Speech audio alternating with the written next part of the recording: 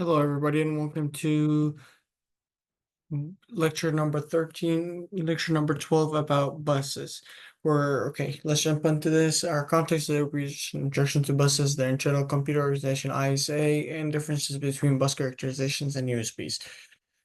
Introduction to buses. So pretty much the definition of it is a communication system transferring data between components. The components of this are probably masters, slaves, bus arbitration, and bus protocol. Over here on the right, we have a diagram showing the control bus, address bus, and data bus moving between the CPU memory um and the input and output. Nevertheless, over here, we'll talk more about this in our next slide. Um, where we're talking about like the internal computer organization. The components of it is pretty much a CPU, memory, video, north bridge, and south bridge, and their connects are the front side bus and the AGP. The ISA, EISA, and PCI bus are pretty much industry standard architecture or extended ISA. They vary in terms of their bits and how big they are. And over here, we can see the difference between their slots and how they are bigger or smaller in terms of IOs. Over here, we'll talk about the PCI bus characterization, the processor memory, and how their features pretty much are the burst mode data transfer, the bus mastering, their auto configuration, and their high bandwidth.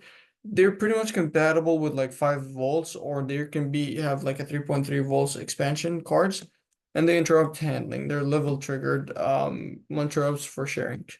The PCL, the PCIe, and but USB over here. We'll talk about the PCI Express, which is pretty much the serial bus. It has a high speed data transfer, and it also improves the pin count. The improvements on it are pretty much a better throughput, a lower pin count, and a hot block functionality. The topology behind it is pretty much switch based, and it is a multiple lanes for scalability. However, in terms of USB, there's multiple versions of it as we have it in today's life. We have a USB 1.1, USB 2.0, and USB 3.0, but the most used ones are the USB 3.0. If you still have a USB 2.0, it's probably from an old device and an old application that you've had. Imagine all of it as like it's a plug and play. The power distribution, and it's a hot attachment. The use cases, it connects multiple things: keyboards, mice, storage devices. You can call it whatever it is. There's bus arbitration. There's types. There's a fixed arbitration and a centralized parallel arbitration. Fixed one is simple but may cause unfairness. However, the central one is more complex but fair. The mechanisms are pretty much bus request or bus grant. The bus request is pretty much a device that requests bus access, and it grants access to one device.